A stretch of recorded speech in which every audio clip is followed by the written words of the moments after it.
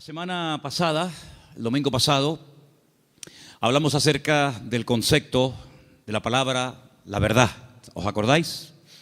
Y vamos a poner ahí un momentito en la pantalla de la iglesia las 5 bendiciones que fluyen a través de conocer y experimentar la verdad en nuestra vida. Pienso que no hay mayor privilegio, mayor bendición que decir yo he conocido la verdad, ¿sabes? La he experimentado en mi vida. Como tenemos ahí en el texto central de la iglesia, conoceréis la verdad y la verdad os hará libres. Dijimos que la verdad nos ayuda a ordenar nuestros pensamientos. Hay gente que a veces vienen del mundo o del trasfondo religioso del cual vienen, pues con unas ideas muy equivocadas, unas ideas muy alejadas de la verdad, de la sana doctrina. Y por eso es muy importante conocer bien la verdad, conocer bien la palabra de verdad, conocer al Dios vivo y verdadero, para que de esa manera no siga habiendo en nuestra vida un caos, un desorden, una especie de anarquía, guiada muchas veces por emociones, por sentimientos, sino que es la verdad la que nos tiene que poner en orden nuestra vida. En segundo lugar, habíamos visto cómo la verdad tiene también algo muy positivo en nuestra vida, y es que anula todas las mentiras que el diablo a lo largo de los tiempos ha ido metiendo en nuestra mente. No hay nada peor que creer en una mentira creyendo que es una verdad. De hecho, pusimos el ejemplo la semana pasada de personas que incluso han dado y siguen dando la vida por auténticas mentiras, pero ellos creen que son verdades y ya digo, están dispuestos incluso a dar su vida por dichas mentiras. Así que la verdad echa fuera las mentiras. Y entonces podemos comenzar a vivir, punto número 3, según las leyes del reino de Dios. No según las modas, no según los criterios y las opiniones del mundo, sino según los principios establecidos por el Señor, principios del reino, como les llamamos. A continuación, podemos comenzar a experimentar paz en nuestra vida. No hay paz si no estamos en la verdad. No hay una verdadera libertad, ni hay una seguridad y una estabilidad en nuestra vida, a menos que la verdad sea la base y el fundamento de nuestra existencia.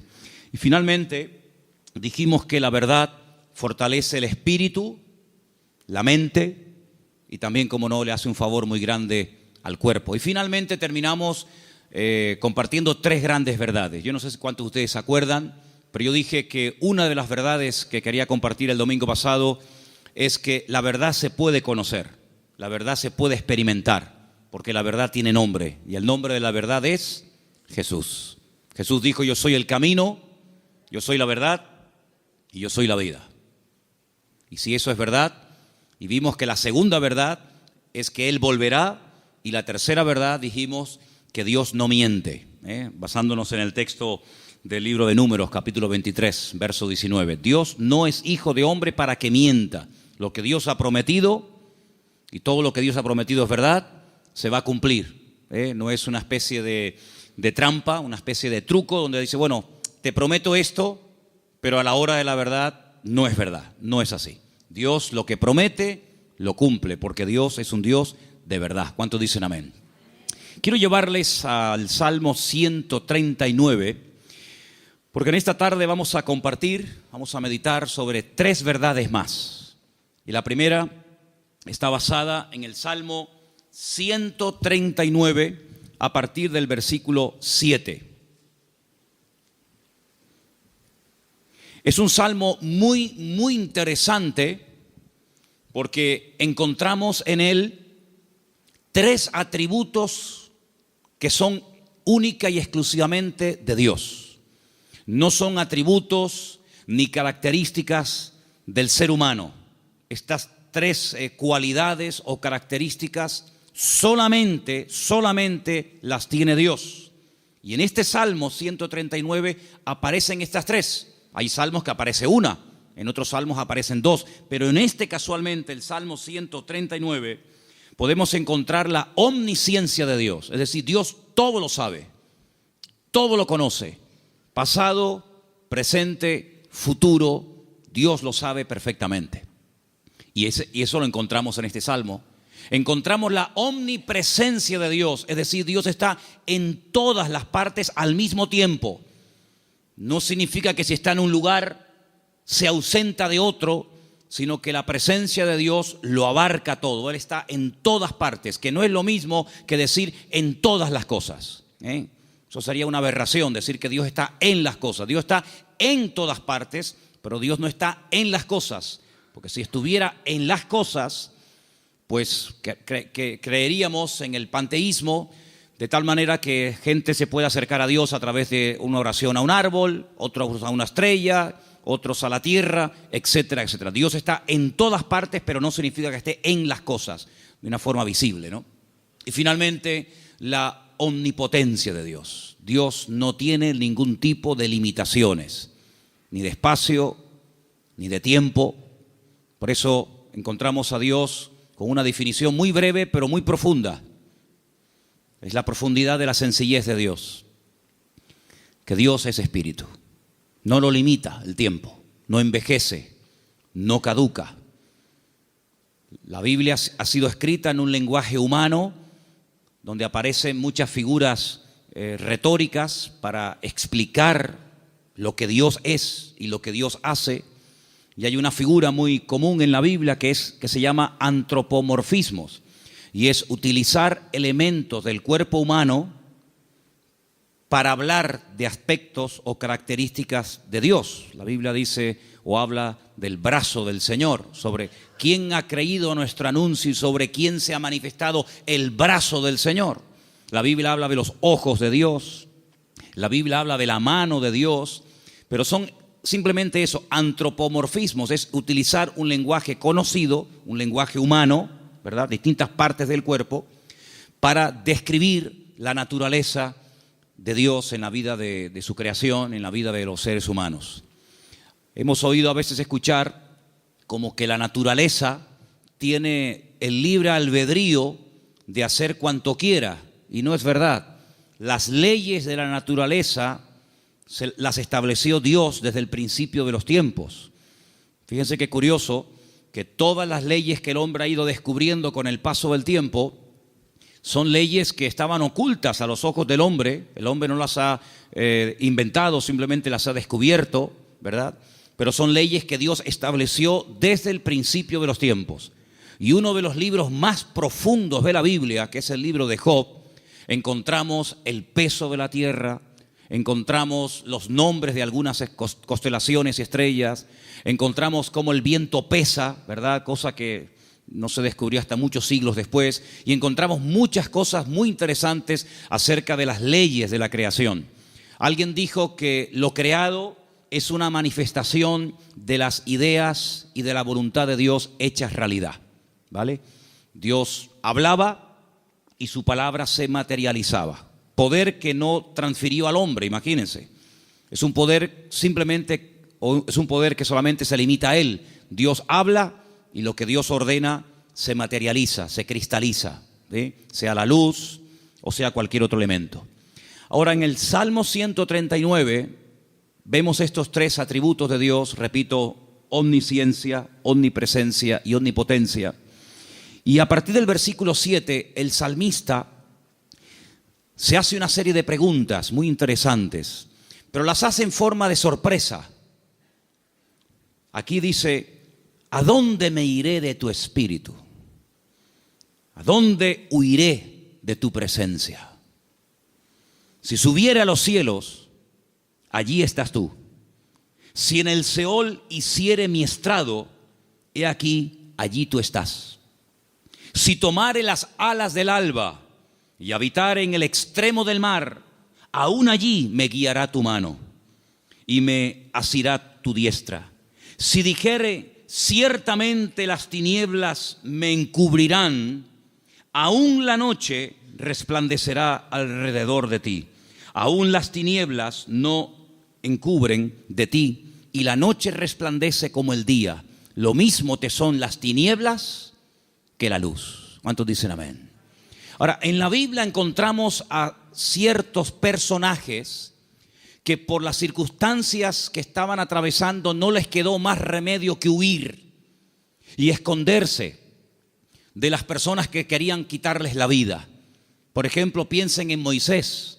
Cuando él tenía 40 años, dice la Biblia que él para mediar en una disputa, en una pelea, dice que él se levanta contra un egipcio y lo mata y lo oculta.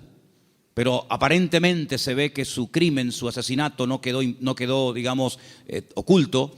Y al día siguiente alguien le dice: ¿me vas a matar a mí como ayer mataste al egipcio? Y esto le produjo un pánico, le trajo un miedo tan grande a Moisés, que dice que tuvo que huir al desierto. Y se ve que no lo encontraron.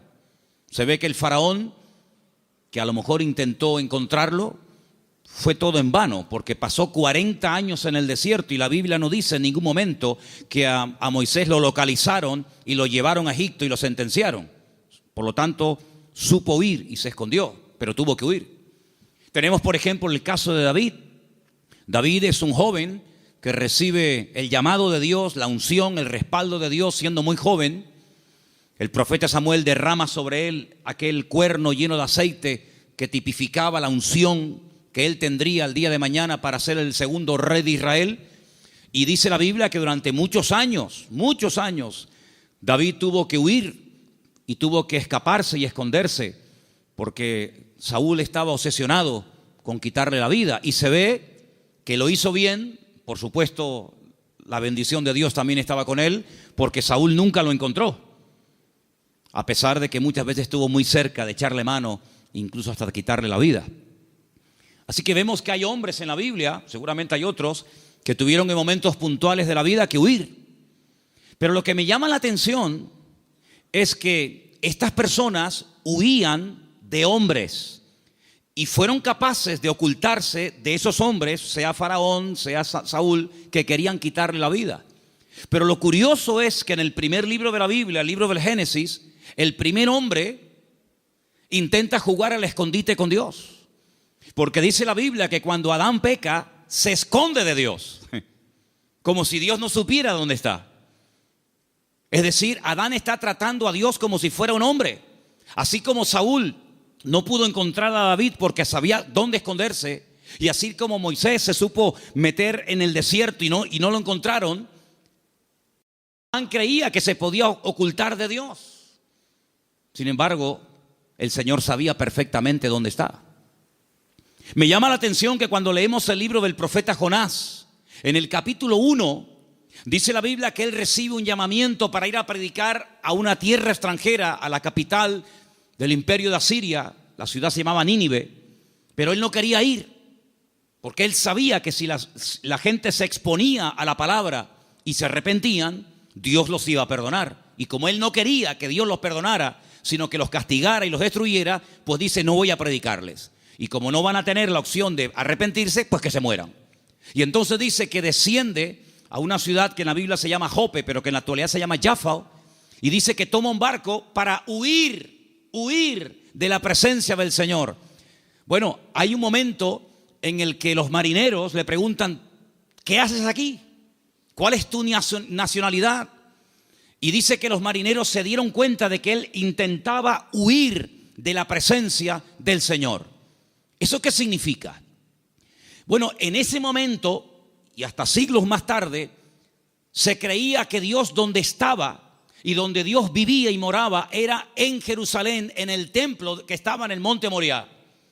Y cuanto más lejos me alejara de Jerusalén, y si encima me monto en un barco y me voy mar adentro, pues es como que la presencia de Dios la dejo atrás y Dios pues no me encuentra.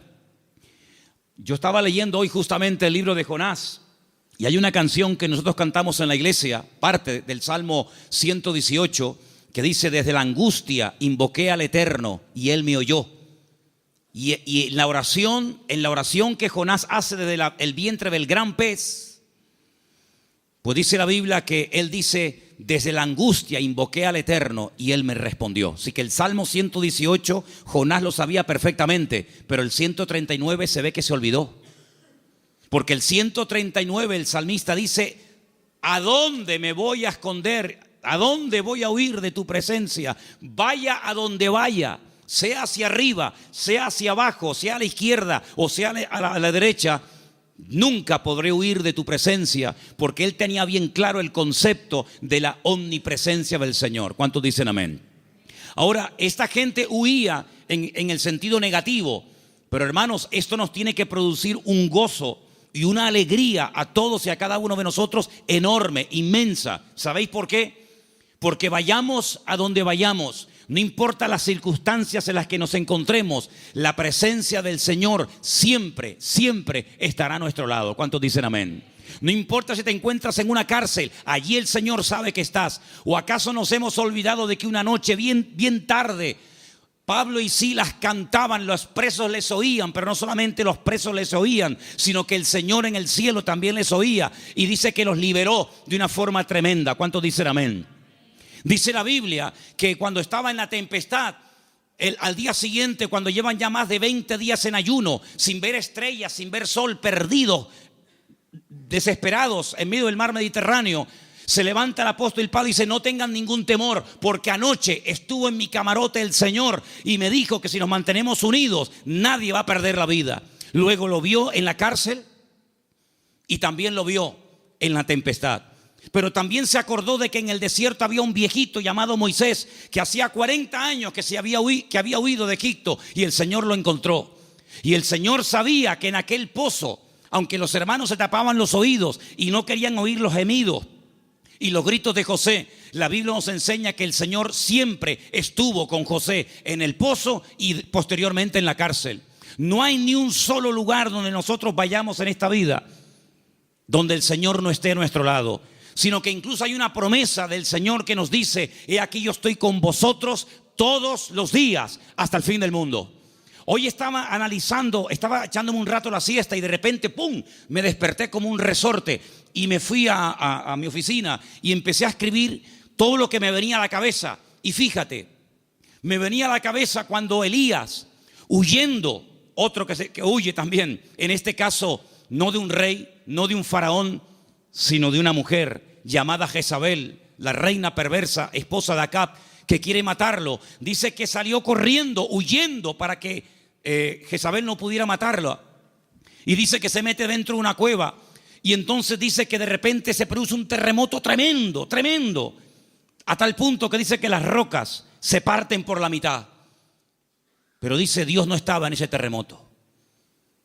Más adelante dice que viene un viento huracanado espectacular, tremendo, que lo arranca todo. Y dice, pero Dios no estaba allí tampoco. Y al final, después de muchos, cosas de la naturaleza, dice que viene un viento apacible. Y él reconoce que en esa calma y en esa quietud estaba el Señor. Y me venía a la mente el capítulo 37 de Ezequiel, cuando dice que el Señor le permite ver un valle lleno de huesos secos en gran manera. Y dice que no se levantaban ni producían ningún temor, porque no estaba el Espíritu de Dios dentro de ellos. Si como la Biblia dedica tiempo a decir dónde Dios no está, pero también la Biblia dice dónde Dios sí está. Por ejemplo, también apuntaba todas las veces que ocurren tragedias y desgracias en la vida. A continuación añade la Escritura y dice, pero el Señor estaba con José. ¡Qué maravilla! Hermanos, saber que nuestro Dios está con nosotros todos los días, ¿no te produce una alegría y una tranquilidad de saber que pase lo que pase y venga lo que venga y digan lo que digan, nuestro Dios está con nosotros porque es omnipresente? No hay que ir a un lugar específico a visitarlo, como durante siglos y generaciones tenían que hacer las 12 tribus de Israel, que 3 veces al año tenían que viajar cientos o miles de kilómetros para ir a Jerusalén a visitar y a celebrar la fiesta del Eterno, sino que el Señor ha prometido estar con nosotros en cualquier momento, en cualquier lugar. No importa si somos jóvenes, adolescentes, niños o ancianos. No importa si estamos en la iglesia, en la casa, en el trabajo, en un barco, en un avión, en un submarino. No importa. La presencia del Señor siempre estará a nuestro lado, y eso significa que la protección del Señor siempre estará con nosotros. Esa es la primera verdad que quiero compartir con ustedes en esta tarde. Y si habéis prestado atención a la lectura, ¿cuál fue la lectura de hoy? ¿Cuál fue? Salmo 121. ¿Cómo empieza el Salmo 121? Alzaré mis ojos a los montes. ¿De dónde vendrá mi socorro? Ay, amigo, cuando tú estás donde empezaban los peregrinos que iban a Jerusalén a celebrar las fiestas, cuando tú te pones en el principio de ese camino, allí en lo alto, en Galilea, y ves un camino estrecho, rodeado de unas montañas gigantescas, y te explican que en esas montañas se ponían los ladrones y las bandas armadas para robarle las ofrendas y los diezmos que iban a llevar al templo a Jerusalén. ¿Cómo nos van a alzar los montes los peregrinos y decir: Señor, ¿de dónde vendrá nuestro socorro? No es que está implorando la ayuda de las montañas, no, porque el versículo siguiente dice: nuestro socorro viene del Señor que hizo los cielos y la tierra. No dará tu pie resbaladero, ni se dormirá el que te guarda. Él guardará tu salida y tu entrada desde ahora y para siempre. ¿Cuántos dicen amén? Hermanos, en estos tiempos en los que estamos viviendo, es importante que nos recordemos cada día: el Señor, la presencia del Señor, la cobertura del Señor está a mi lado. ¿Cuántos dicen amén? Dile que está a tu lado: el Señor está con nosotros porque es un Dios fiel. Aleluya. Esa es la primera verdad que tenemos que tener presente en nuestra vida. Primera de Juan 5:18, primer versículo que nos van a leer en esta tarde. Primera de Juan, capítulo 5, verso 18. Presten atención, por favor. Sabemos que todo aquel que ha nacido de Dios no practica el pecado, pues aquel que fue engendrado por Dios le guarda, y el maligno no le toca. El maligno, la promesa que dice: el maligno no le toca. ¿A quién no le toca? Al Hijo de Dios. ¿Y por qué no le toca? Porque está protegido. ¿Por quién? Por aquel que lo engendró. Nuestro Dios no solamente está, sino que está para defendernos, está para guiarnos, está para bendecirnos. No está dormido y hay que despertarlo, como en algún momento el profeta Elías les decía a los profetas de Baal: griten, griten, levanten la voz. Tal vez vuestro Dios está de camino, o está dormido, o cansado, se ha ido de viaje. Sino que nuestro Dios está a nuestro lado, pero no de una forma pasiva, indiferente, sino que está a nuestro lado para pelear nuestras batallas y defendernos. ¿Cuántas veces hemos mencionado el pasaje de cuando el profeta Eliseo, no Elías, Eliseo, se encuentra rodeado de enemigos y su criado Giesi se lo comenta y le dice: estamos rodeados, nos van a matar? Y el profeta Eliseo ora para que el Señor le abra los ojos espirituales a su criado incrédulo Giesi, porque le dice: más son los que están con nosotros que los que vienen contra nosotros. Y entonces él pudo ver por los ojos de la fe cómo la presencia del Señor estaba alrededor de aquella casa, y aquellos que venían a matarlos al final quedan ciegos y ellos los tienen que guiar hasta salir de la ciudad. Hermanos, ese es nuestro Dios, un Dios que ha prometido estar con nosotros todos los días. Estemos también nosotros con Él todos los días. ¿Cuántos dicen amén? Segunda y gran verdad que quiero compartir en esta tarde: el poder inmenso, ilimitado del nombre del Señor Jesucristo. Marcos capítulo 16, versículo 17 al 18. Presten atención, por favor. Y estas señales seguirán a los que creen. En mi nombre echarán fuera demonios, hablarán nuevas lenguas, tomarán en las manos serpientes, y si bebieren cosa mortífera no les hará daño. Sobre los enfermos pondrán sus manos y sanarán. Todo cuanto se menciona ahí con una connotación milagrosa: echar fuera demonios, hablar lenguas, orar por los enfermos, etcétera, etcétera, todo va precedido por el nombre de Cristo. En mi nombre, en mi nombre, en mi nombre.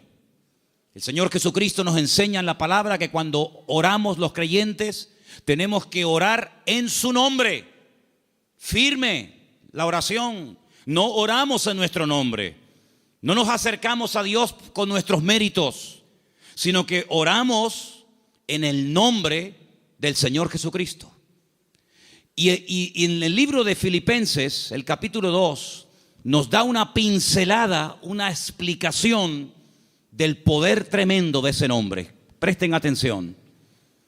Después de humillarse, después de despojarse de toda su gloria y dignidad, después de haberse hecho siervo y estando en la condición de hombre, se humilla hasta lo sumo y muere de una forma terrible como era la muerte de cruz y haciéndose obediente hasta la muerte, a continuación de eso dice, por lo cual Dios lo exaltó hasta lo sumo, a lo máximo, y le dio un nombre sobre todo nombre. Y ahora escucha versículo 10, para que en el nombre de Jesús se doble toda rodilla de los que están en los cielos, en la tierra y debajo de la tierra, y toda lengua confiese que Jesucristo es el Señor, para gloria de Dios Padre. El poder del nombre de Cristo, no somos conscientes de lo poderoso que es mencionar ese nombre. Los demonios huyen y tiemblan cuando se menciona el nombre de Jesucristo. Es un nombre de poder, es un nombre de autoridad. No hay nada ni nadie que se resista al poder del nombre de Cristo. Una vez escuché a un predicador que vino a Las Palmas hace muchos años. Había sido misionero en África. Y un día no se le ocurre otra cosa más que ir a una tribu de caníbales. Y dice que mientras dormía en una choza durante la noche, hay un momento en el que él se despertó y ve a un caníbal con un garrote a punto de darle un palo en la cabeza y matarlo. Dice que fue algo tan rápido, no había tiempo para decir, hermano, vamos a orar, espérate un momentito. Dice que solamente dijo, Jesús. Solamente mencionó el nombre del Señor. Y dice que se le cayó ese garrote de la mano a este hombre y salió corriendo.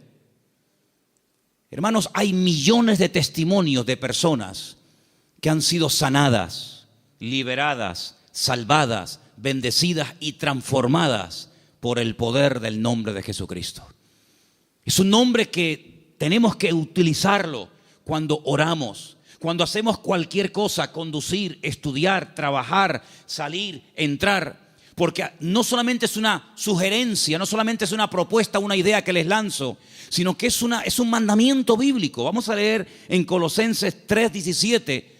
Fíjense cómo la Biblia nos enseña lo que estoy diciendo en esta tarde. Colosenses 3:17, por favor. Y todo lo que hacéis, sea de palabra o de hecho, hacedlo todo en el nombre del Señor Jesús. Todo. Dando gracias a Dios, Padre, por medio de Él. Todo lo que hacéis, todo lo que habláis, hacerlo todo en el nombre del Señor Jesucristo.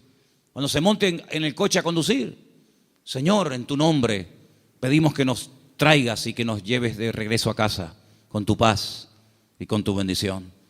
Cuando vayas a un examen, cuando vayas a prepararte para hacer un examen o estudiar, Señor, yo me preparo, yo estudio, yo memorizo, pero yo pido que en tu nombre este examen salga bien, Señor. Cuando vas a trabajar o cuando vas a buscar trabajo, cuando vas a dormir, cuando vas a levantarte, todo lo que hacemos y todo lo que decimos, dice, hacedlo todo en el nombre de nuestro Señor Jesucristo. ¿Cuántos dicen amén? Y vas a ver cambios, vas a ver algo diferente en tu vida, porque ese nombre es un regalo, permítame la palabra, que Dios le ha dado al creyente, a sus hijos, a su pueblo, a su iglesia, para que lo use. El Señor Jesucristo le dijo un día a sus discípulos, no habéis recibido nada porque no os habéis atrevido a orar en mi nombre, pero a partir de ahora, todo lo que pidáis en mi nombre, os lo daré, para que mi Padre sea glorificada en esa petición. ¿Cuántos dicen amén? Así que esta es la segunda verdad que tenemos que interiorizar en nuestra vida. Tenemos un nombre, hermanos. Un nombre de autoridad en el cielo, en la tierra donde vivimos ahora mismo y aún debajo de la tierra. Un nombre que no tiene limitaciones de ningún tipo. Pues vamos a usarlo, porque la Biblia dice que es el regalo del Padre al Hijo, un nombre que es sobre todo nombre, para que en ese nombre se doble toda rodilla de los que están arriba en el cielo, en la tierra y aún debajo de la tierra, y toda lengua confiese que Jesucristo es el Señor, para gloria de Dios Padre. Dice también en un versículo que vamos a leer a continuación, en Proverbios 18:10, nos pone un ejemplo gráfico de la protección que proporciona el nombre del Señor, el nombre de Dios. Proverbios 18:10, por favor. Torre fuerte es el nombre del Señor. A Él correrá el justo y será levantado.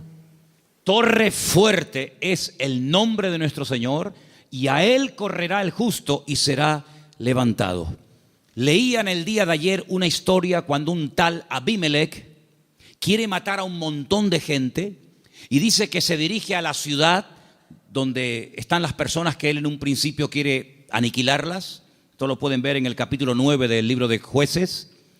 Y dice la Biblia que en esa ciudad había una torre donde la gente de la ciudad, las mujeres y los niños se metieron, subieron a lo alto de la torre y allí se escondieron, y dice que no les pasó nada. Yo no sé si el salmista se inspiró en esa historia para escribir estas palabras. Torre fuerte es el nombre de nuestro Dios. A él correrá el justo y será salvado en el tiempo de la angustia, en el tiempo de los problemas. Así que, hermanos, les animo a que en esta semana, no en vano, porque fijaros que sagrado es el nombre del Señor, que hay un mandamiento de los 10, del decálogo, hay uno que curiosamente hace referencia a su nombre: no tomarás el nombre de tu Dios en vano. Pero bueno, una cosa es no tomarlo en vano y otra cosa es no tomarlo nunca. Por lo tanto, cuando menciones el nombre del Señor, que la gloria, una vez obtenida la respuesta a esa petición o a esa necesidad, que la gloria no sea para ti, sino que la gloria se la lleve el Señor. ¿Cuántos dicen amén? Hay también una tercera verdad que quiero compartir esta tarde. Y para los que no estuvieron, el otro día aquí en la iglesia, el día jueves, en la carta de Pablo a Tito, una carta pequeñita que está por ahí, por el Nuevo Testamento, ustedes la tienen también, no les quepa la menor duda. El apóstol Pablo deja a Tito en la isla de Creta para que impida que se mezclen o que se metan en la iglesia falsas enseñanzas, falsas doctrinas, etc. Y una de las cosas que el apóstol Pablo le decía a este joven pastor es que en la iglesia tiene que haber, a nivel de cuerpo, una sana doctrina, y que el liderazgo, los ancianos que él iba a nombrar para que ocuparan cargos de responsabilidad en la obra, tenían que ser personas con una serie de características. Algunas eran prudentes, con paciencia, serios, sobrios, etc. Pero lo que me llamó la atención es que dice, y el liderazgo tiene que tener una fe sana. Bueno, literalmente dice que sean sanos en la fe. Y esto despertó mi curiosidad, porque la tercera verdad que quiero que en esta tarde escuchen ustedes y quiero compartir es el poder que tiene el cuerpo, el pueblo del Señor, siempre y cuando la fe de esa iglesia sea una fe sana. Y algunos dirán, pero ¿cómo que una fe sana? ¿Es que acaso hay una fe que no es sana? Pues sí. La fe a veces se puede enfermar. De hecho, vimos el jueves, repasamos un poco, que hay un momento puntual en el ministerio del Señor Jesucristo en el que algunos discípulos vienen y le dicen, Señor, nos ha pasado algo y queremos contártelo. Hemos entrado a una ciudad y no nos han querido recibir. No han sido hospitalarios, han sido fríos. Incluso nos han pedido que nos marchemos de la ciudad, que no quieren saber nada de ti, de tu ministerio ni de tus palabras. Y le dicen ellos al Señor, y uno de ellos era nada más y nada menos que Juan. ¿Quién lo diría? Señor, ¿quieres que oremos para que caiga fuego del cielo y los destruya a todos? Oye, qué fe, ¿eh? Ellos creían que si oraban y que cayera fuego del cielo, el Señor respondería a sus oraciones. Pero el Señor dice, alto. No. Ese espíritu no es el que debe de caracterizar a un discípulo mío. La fe no es para destruir, la fe es para edificar. Si en todo lugar donde no nos escuchan vamos a pedir fuego, vamos a prenderle fuego a todo el país. Y una vez dije, ¿por qué se creen ustedes que el Señor se llevó al profeta Elías? Porque como siguiera como seguía, le iba a prender fuego a todo el país. El único que iba a quedar con vida era él. Pero saben, hermanos, esa es una fe distorsionada. Es una fe mal encaminada. Es una fe que, como una especie de lámpara de Aladino, te crees que todo lo que pides tienes que recibirlo. Y no está basada en la razón, no está basada en la palabra, en el sentido común, sino está basada en una emoción, en un rechazo que sientes hacia una gente que no te ha querido escuchar. Y es una fe que no tiene nada que ver con una fe sana, que es la fe que tiene que tener el creyente. Es una fe totalmente distorsionada, una fe que no es la que yo quiero que ustedes tengan. Luego Pablo también hablaba de que había gente que tenía fe fingida. Fe fingida. Y Pablo dice a Timoteo, yo doy gracias a Dios que la fe que tú tienes no es fingida. Porque la fe que tú tienes primeramente la tuvo tu abuela y después se la traspasó a tu madre y ahora la tienes tú. Y dijimos que esa fe no fingida tiene que ver con una fe sincera, sin mezcla, sin hipocresía. Otra versión dice sin engaño, sin máscara. Hablamos también acerca de que hay fe, hay gente que tiene fe, pero es una fe muerta. Tienen fe, pero está muerta. ¿Y cuál es la fe muerta? La que no produce obras. Dice la Biblia, la fe sin obras está muerta. Por lo tanto, cuando vamos a este tercer punto y hablamos acerca de la protección sobrenatural que hay sobre nuestra vida y de lo indestructible que es el pueblo del Señor, para que eso se dé, tiene que haber una fe sana entre nosotros. No una fe rara, distorsionada, enferma, sino una fe puesta en las promesas y en la palabra de nuestro Dios. ¿Cuántos dicen amén? Y entonces esa fe va a traer estabilidad. Esa fe va a traer una revelación del verdadero Dios al cual tenemos que honrar, adorar y servir. Porque yo creo con todo mi corazón que la forma como oramos, la forma como nos planteamos nuestro estilo de vida, las decisiones que tomamos o no, es decir, todo lo que hacemos en la vida como creyentes, gira en torno al concepto que tenemos de nuestro Dios. Es decir, si nuestro concepto de Dios está equivocado, por mucha fe que tengamos, no estamos actuando correctamente. Y volvemos al principio del mensaje de hoy. Jonás creía que había lugares donde se podía esconder de Dios y Dios no encontrarlo.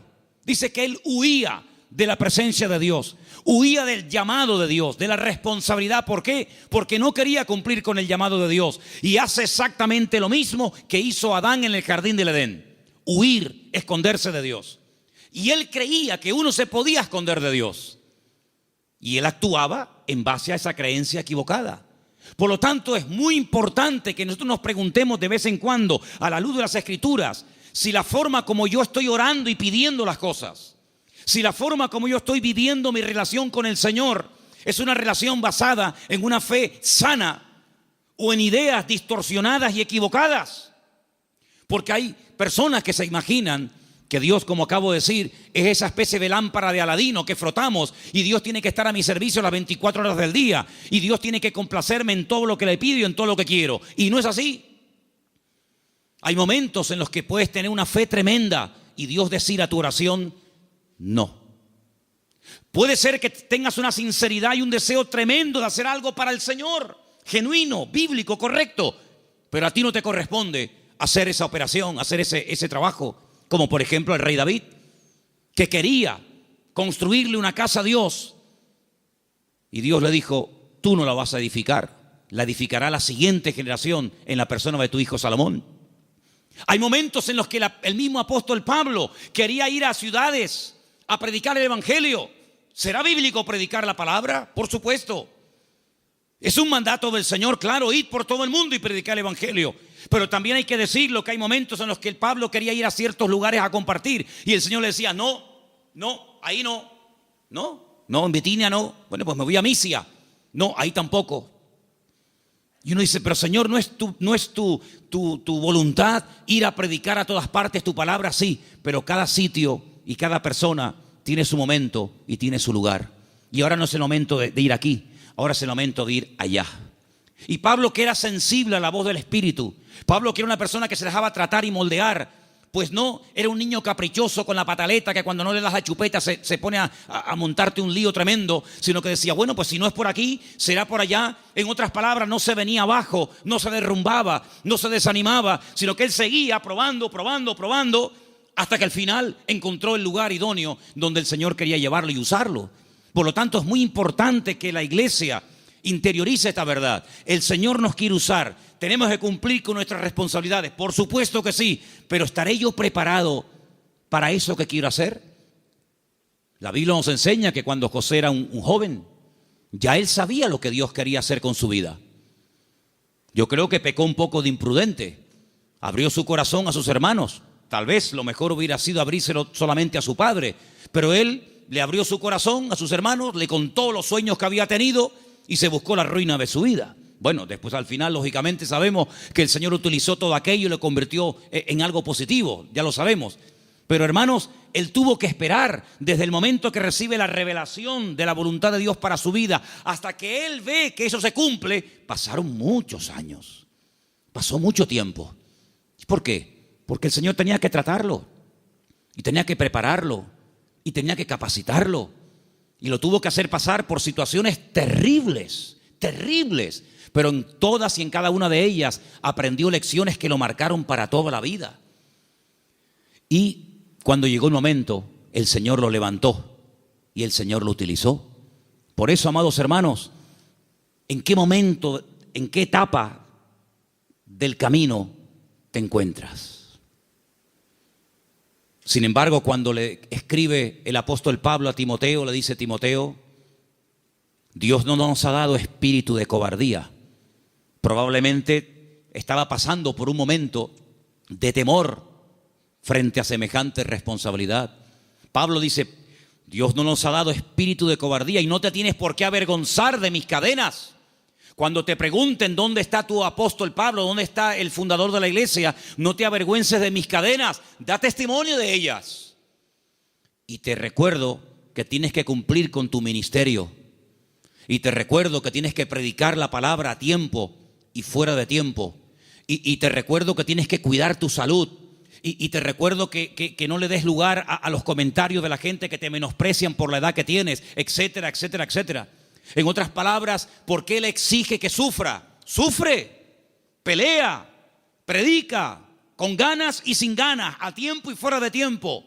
¿Por qué? Porque sabe que está en una etapa de la vida en la que a él se le puede exigir, pero a otras personas Pablo no les exigía tanto. ¿Por qué? Porque no habían llegado al nivel y a la madurez que Pablo entendía que Timoteo ya tenía.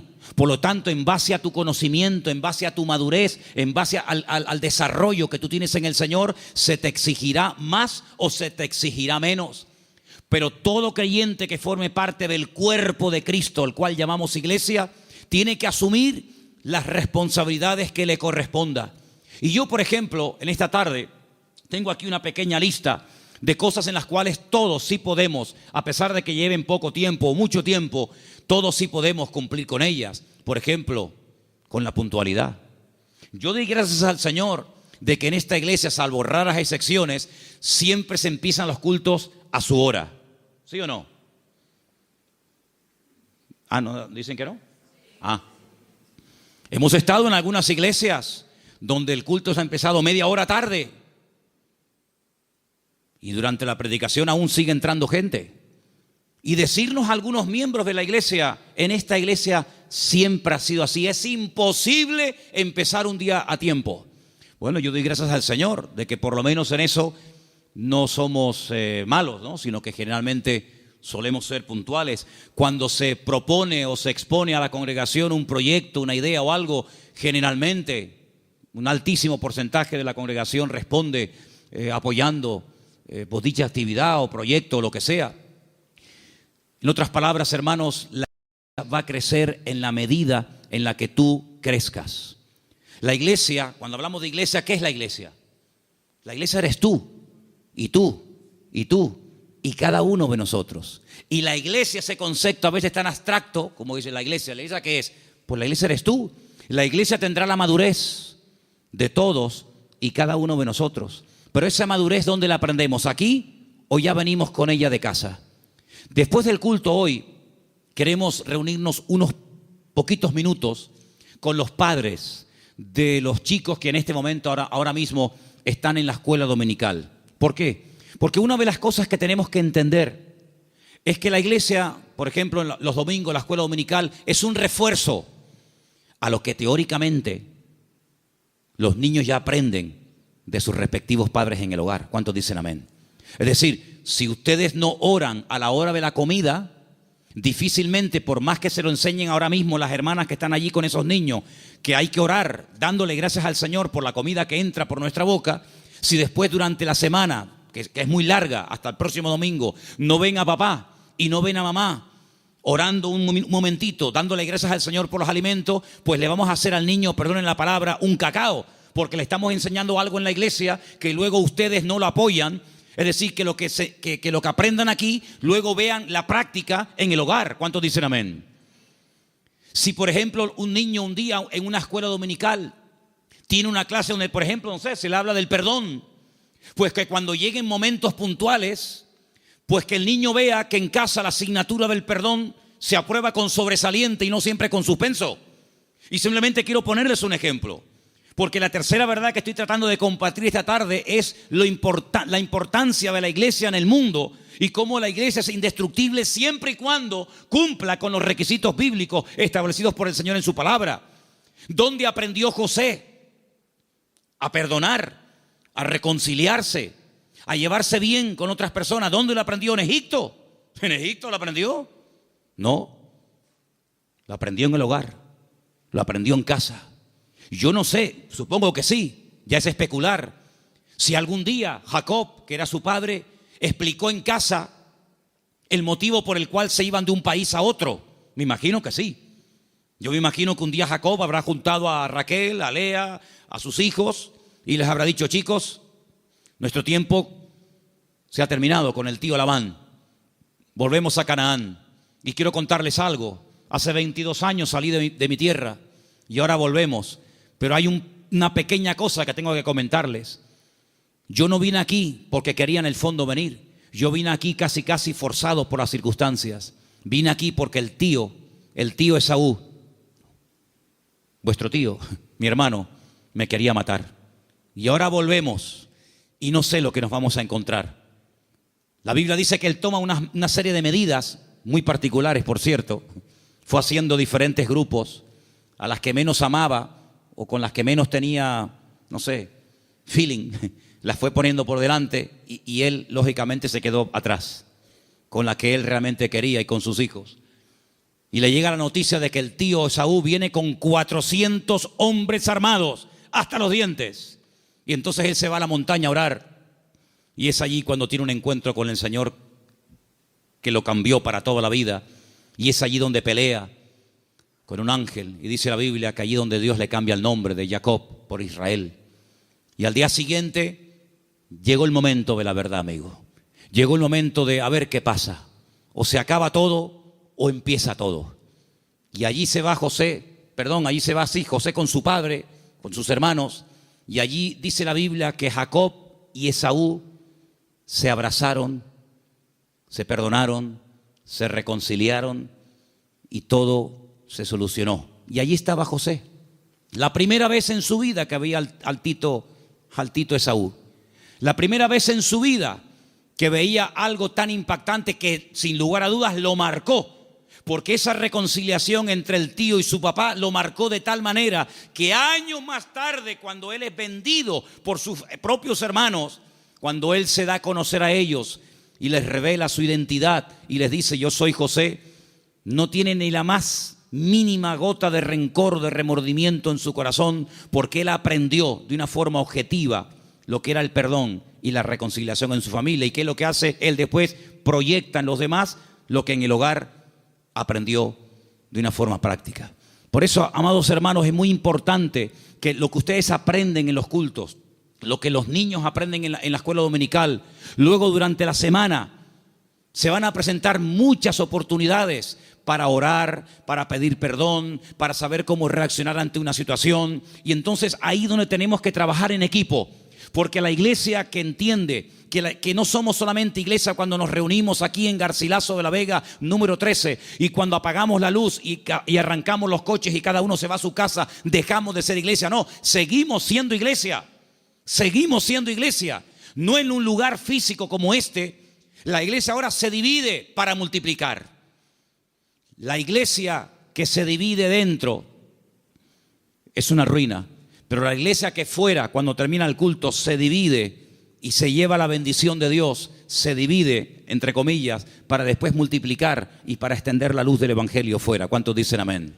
Por eso es muy importante que nosotros nos preguntemos y nos analicemos de vez en cuando cómo va el nivel de nuestra fe. Quiero ponerles un pequeño ejemplo de la Biblia, donde dice la palabra que un padre desesperado, un padre con un problema con un hijo que nada ni nadie puede solucionar, fue un día con toda la fe y con toda la sinceridad del mundo a pedir ayuda al Señor, pero el Señor no estaba. La Biblia dice que el Señor había pasado la noche en oración con 3 de sus discípulos en la montaña. Pero bueno, ya que estoy aquí, aprovecho para que por lo menos los discípulos del maestro oren por mi hijo, y fue un fracaso. No resultó. La palabra dice que cuando el Señor baja de la montaña, este padre va al Señor por fin y le dice: he traído mi hijo a tus discípulos y no han podido hacer absolutamente nada. Si tú puedes hacer algo. Increíble. Y el Señor le dice: si tú puedes creer más bien. Y es cuando pide ayuda: Señor, ayuda a mi incredulidad. Menguó en la fe. En unas horas la fe pasó de creer que mi hijo tiene remedio a decir: si puedes hacer algo. Eso no es una fe sana. La fe sana es la que aguanta la prueba. La fe sana es la que se extiende. La fe sana es la que sabe reaccionar cuando dice el Señor no. Porque cuando dice el Señor sí, la fe se amolda y se adapta muy bien. Pero cuando el Señor dice no, es donde verdaderamente se prueba la fe. Por eso dije el jueves, y quiero volver a repetirlo porque para mí fue algo muy importante, y es que una fe que no va acompañada de paciencia se convierte en tormento. Por eso hay gente que dice: yo he orado, y como tú dices, Manolo, en el nombre de Cristo, y tengo fe, y lo creo, y además creo que es bíblico lo que estoy pidiendo, pero Dios no me responde. Pero es que la fe sin paciencia se puede llegar a convertir en un tormento.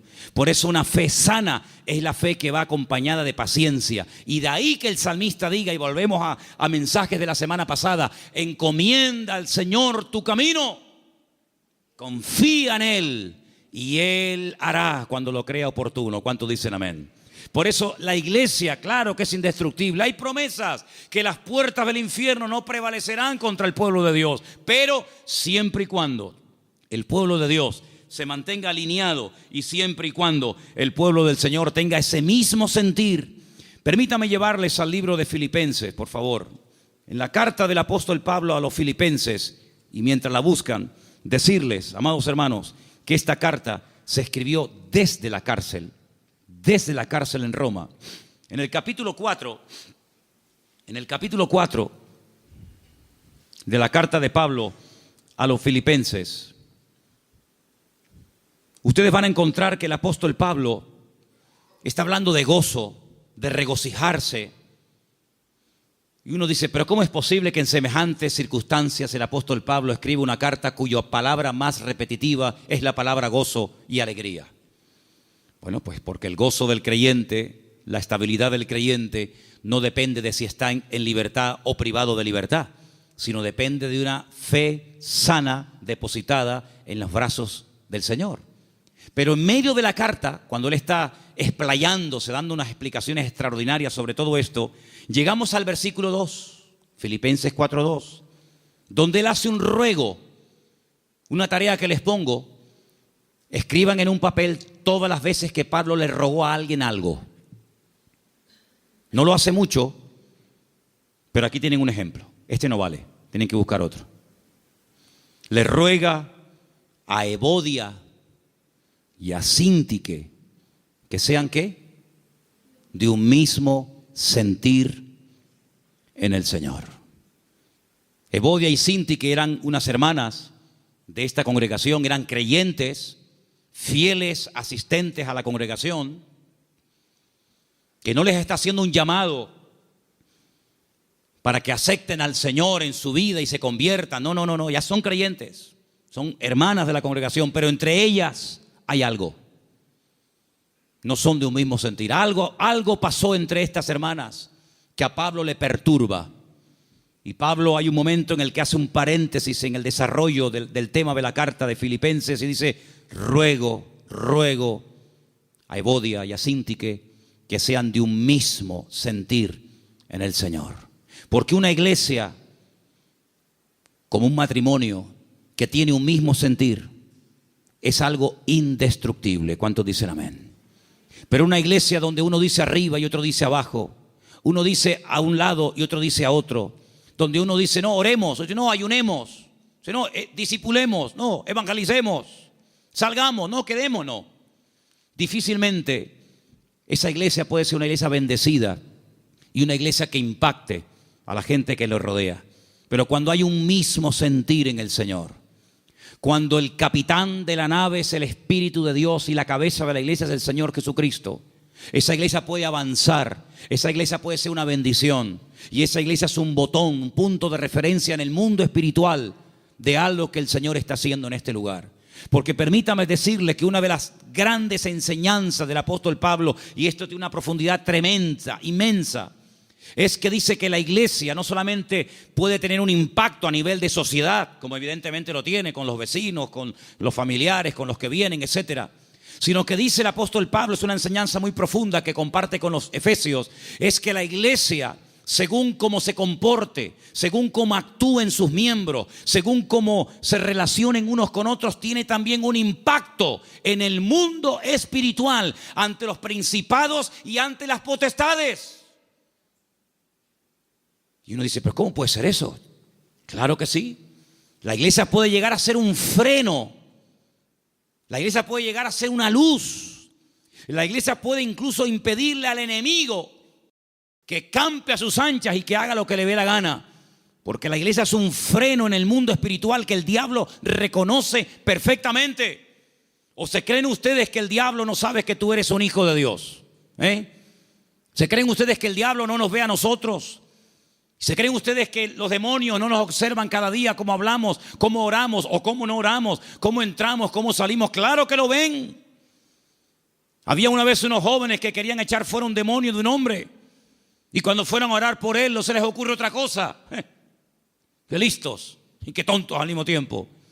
Querían echar fuera los demonios en el nombre del Cristo que predica Pablo. Y los demonios le respondieron y les dijeron a los 7 hijos de Seba, así se llamaba el padre de estos muchachos: conocemos a Pablo y conocemos al Cristo que predica Pablo, pero a vosotros no os conocemos absolutamente de nada. Así que el diablo sabe dónde vivimos, sabe nuestra identidad, sabe nuestro nivel de madurez, sabe nuestro nivel de santidad con el Señor, sabe hasta dónde puede llegar, porque como dije al principio, hay una protección, una cobertura sobrenatural 24 horas al día sobre la vida de la iglesia, sobre la vida de cada uno de sus hijos. Pero a veces nosotros podemos abrir rendijas, a veces nosotros incluso hasta le damos ideas al enemigo. Por eso dice Pablo, no le deis lugar al diablo. No le des lugar al diablo en tu casa. Si hay algo por donde está colando el enemigo, sé sabio y quítalo, elimínalo. Si hay algo en tu vida que produce que entres en un picado, en un enfriamiento, en un apartamiento de la palabra y del Señor, aléjalo de tu vida. Rodéate de gente espiritual. Lee libros que te edifiquen y no que te destruyan y te confundan más. Acércate a la palabra del Señor, busca al Señor. Porque cuando tú te metes en la presencia del Señor, todo lo que tú aprendas, todo lo que tú recibas, todo lo que tú crezcas, después cuando vengas a la congregación, aunque no hayas abierto la boca y nadie se haya enterado que has entrado ni que has salido, te puedo asegurar que tu vida en el mundo espiritual produce un impacto. ¿Cuántos dicen amén? Y podemos tener el enemigo a raya simplemente con nuestra presencia. Por eso, amados hermanos, estas 3 verdades: la protección y la presencia del Señor permanente sobre nuestra vida, el poder y la autoridad del nombre de Jesucristo, y la responsabilidad y el privilegio de formar parte del pueblo del Señor, que ¿saben cómo lo define el Señor? ¿Saben cómo nos define nosotros el Señor? Real sacerdocio, nación santa, pueblo adquirido por Dios, para que anunciemos las virtudes de aquel que nos llamó de las tinieblas a su luz admirable.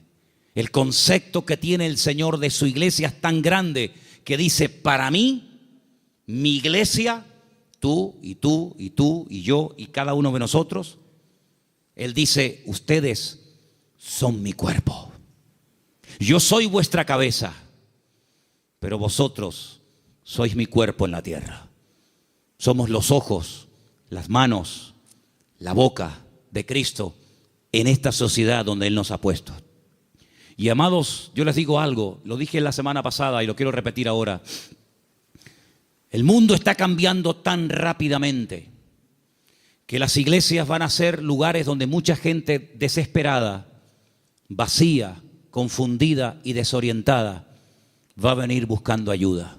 Porque miles de personas en su desesperación, en la pérdida de su trabajo, de salud, de marido, de familia, etcétera, ¿a dónde fueron? ¿A quién recurrieron? ¿A quién les pagaron? A muchos astrólogos, magos, santeros, brujos, adivinos, ¿sí o no? Mucha de esa gente que se ha llevado tremendas desilusiones, mucha de esa gente que ha perdido dinero, mucha de esa gente que se han llevado una desilusión tremenda y han visto que no han obtenido resultados, sino ha sido lo peor. El Señor nos va a poner a cantidad de gente en nuestro camino y llegará el momento cuando tú tendrás que darte cuenta de que tu vida proyecta una imagen en la sociedad en la que vivimos. Espero que nos podamos representar dignamente los unos a los otros. ¿Cuántos dicen amén? Les quiero hacer una pregunta. ¿Cómo se sentirían ustedes si yo mañana viniera al púlpito con el pelo de color verde? ¿No les gustaría, hermanos, un cambio de look en el pastor? Unos tatuajes, unas cadenas, unos piercing. ¿Cómo se llama eso que se pone en las orejas? No, zarcillos no, lo otro. Dilataciones, unas dilataciones. ¿Qué les parece? Como que no, ¿verdad? Como que no. Tal vez a una parte, a un grupo de personas que digamos que se visten y actúan así, no sé, tal vez a lo mejor les haría gracia un tiempo que un señor ya de cierta edad llamado pastor se vista así. Pero son más los que dejaríamos de alcanzar que los que alcanzaríamos con esas pintas, ¿sí o no? Pues sabe una cosa, hermano, cuiden su imagen pública, porque usted como hijo de Dios tiene que dar una imagen sana y digna del Evangelio. No decimos, no, es que yo hago lo que me da la gana, porque yo lo siento así. Hermano, interiorice esta verdad en su vida. La forma como usted habla con sus compañeros de trabajo, con sus clientes, con los amigos en el barrio, con tus familiares, etcétera. En cierto sentido, tú eres un embajador del cuerpo de Cristo, de la iglesia del Señor, en medio de la sociedad en la que vivimos. Por eso cada vez que vayas a hablar, a decir algo, a opinar, a aportar algo, piensa en esto. Lo que voy a decir te glorifica a ti, Señor. Lo hago en el nombre de Cristo. Tú lo harías y estarías contento con la imagen que estoy proyectando de ti. Estas verdades tienen que calar hondo en nuestra vida y tenemos que ser responsables, no solamente ante Dios, sino asumir que todo lo que hacemos y decimos en la vida tiene que ser hecho decentemente y con orden en el nombre del Señor. ¿Cuántos dicen amén? Vamos a orar. Cierra tus ojos en esta tarde. Ahí donde estás. Aleluya. Tenemos una protección y la presencia del Señor permanentemente a nuestro lado. Tenemos el nombre más poderoso que jamás ha existido y existirá. El nombre de Cristo Jesús. Y formamos parte del cuerpo de Cristo, de la iglesia indestructible del Señor. Que el Señor nos ayude, amados hermanos, a entender que estas verdades tienen que traer compromiso a nuestra vida. La verdad compromete. Y en esta tarde nos queremos comprometer con nuestro Señor y queremos decirle de todo corazón que nos ayude a crecer, que nos ayude a madurar en sus caminos. Aleluya. Queremos, con la ayuda del Señor, con la ayuda y la bendición de nuestro Dios, queremos agradarle en todo lo que hagamos y digamos. Cuida tu imagen pública y privada. Cuida tu vocabulario, tu entrada y tu salida. Cuida todo lo que hagas y digas, porque a quien queremos representar dignamente es al Señor de señores y al Rey de reyes. Aleluya, y adoramos a ti, Jesús. Tú eres digno de alabanza, Señor. En esta tarde hemos compartido tu palabra y sabemos que tu palabra no volverá a ti vacía. Queremos, Señor, en el santo y bendito nombre de Jesús, queremos, Señor, dar una imagen digna de ti, mi Dios. Guarda nuestras palabras durante esta semana, Señor, nuestras conversaciones. Trae madurez a nuestra vida, Señor Jesús. Y en esta tarde, Señor, invocamos tu nombre y pedimos que tu sangre, la sangre preciosa de Cristo Jesús, nos cubra y nos llene de tu gloria, Señor. Aleluya. Ahí donde estás, cierra tus ojos y ora al Señor y pídele fuerzas. Pídele su bendición, aleluya. Pídele al Señor que te cuide, que te use, que te pastoree durante estos días. Y que el Señor esté contigo a donde quiera que vayas cada día.